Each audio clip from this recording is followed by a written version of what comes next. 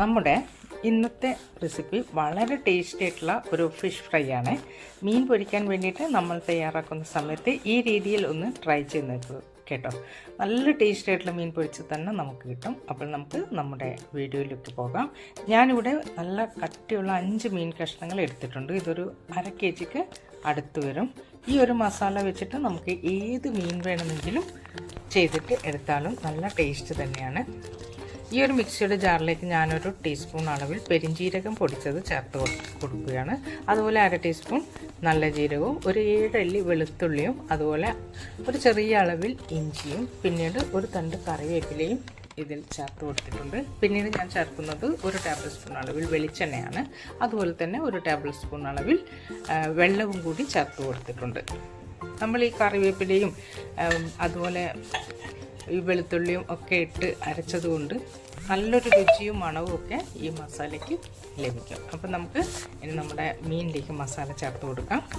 അപ്പം ഞാൻ ചേർത്ത് കൊടുത്തിരിക്കുന്നത് 1.5 ടേബിൾ സ്പൂൺ മുളക് പൊടിയാണ്. കാശ്മീരി മുളക് പൊടിയാണെങ്കിൽ 2 ടേബിൾ സ്പൂൺ ചേർക്കുക. പിന്നെ 1/4 ടീസ്പൂൺ മഞ്ഞൾപ്പൊടി, 1 ടീസ്പൂൺ കുരുമുളക് പൊടി, പിന്നീട് 1 ടേബിൾ സ്പൂൺ അരിപ്പൊടി, പിന്നെ ആവശ്യത്തിന് ഉപ്പും ചേർത്തിട്ടുണ്ട്. വീഡിയോ സ്കിപ്പ് ആയതാണ്. പിന്നീട് ഒരു പകുതി ലെമൺ പിഴിഞ്ഞതും ചേർത്ത് കൊടുക്കാവുന്നതാണ്. പിന്നീട് ഇത് നമ്മൾ അരച്ച് വെച്ച മസാല കൂടി ഇതിൽ ചേർത്ത് കൊടുത്ത് നമുക്കിത് നന്നായിട്ട് കൈവച്ച് മിക്സ് ചെയ്ത് കൊടുക്കാവുന്നതാണ്.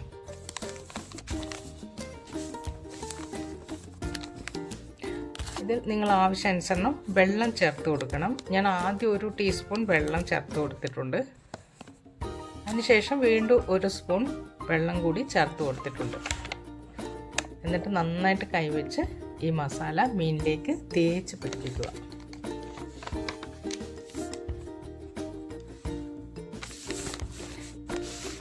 ഈ മസാലയ്ക്ക് തന്നെ നല്ലൊരു മണമാണ് കേട്ടോ. അപ്പോൾ നമ്മളിതിലേക്ക് പെരിഞ്ജീരകവും കുറച്ച് കറിവേപ്പിലയും ഒക്കെ ചേർത്ത് നന്നായിട്ട് അരച്ചെടുത്തത് കൊണ്ട് തന്നെ ഇത് നല്ലൊരു മണമാണ് ഈ മസാലയ്ക്ക്. അപ്പോൾ മീനിൽ മസാലയൊക്കെ നന്നായിട്ട് തന്നെ തേച്ച് പിടിപ്പിക്കുക. പിന്നീട് നമുക്ക് ഇതൊരു 30 മിനിറ്റ് നേരത്തേക്ക് ഒന്ന് റെസ്റ്റ് ചെയ്യാൻ കൂടി വേണ്ടിയിട്ട് മാറ്റി വെക്കാം. എങ്കിലേ നമുക്ക് ഈ മസാലയ്ക്ക് മീനിലേക്ക് നന്നായിട്ടൊന്ന് പിടിച്ച് കിട്ടുകയുള്ളൂ. നമ്മൾ മീൻ പൊരിച്ചെടുക്കുന്ന സമയത്ത് നല്ലൊരു ടേസ്റ്റാണ് ഇതിന് കിട്ടുക. ഇനിയിപ്പോൾ ഇത് നമുക്ക് ഒരു അരമണിക്കൂർ സമയം നമുക്കിത് ഫ്രിഡ്ജിലേക്ക് മാറ്റി വെച്ചാൽ നന്നായിട്ട് മസാല പിടിച്ച് കിട്ടും.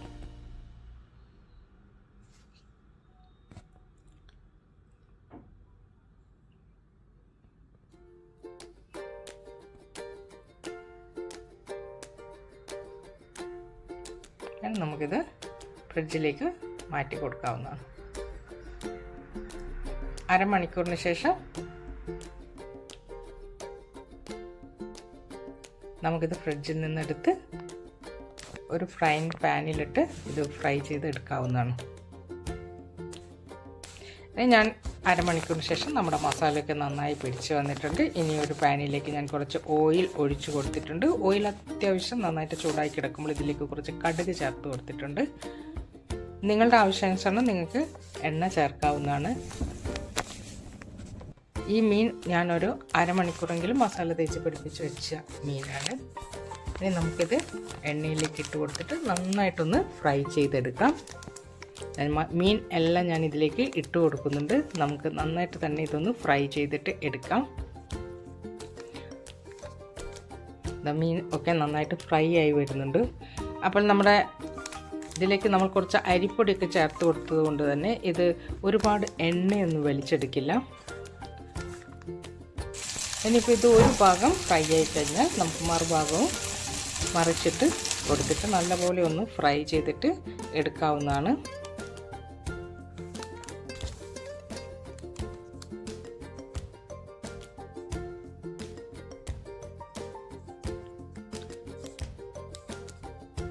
ഈ രീതിയിലൊക്കെ നമ്മൾ മസാലയൊക്കെ തയ്യാറാക്കി മീനൊക്കെ ഒന്ന് പൊരിച്ച് നോക്കിയിട്ടില്ലെങ്കിൽ നിങ്ങൾ തീർച്ചയായിട്ടും ഇതൊന്ന് ട്രൈ ചെയ്ത് നോക്കണേ.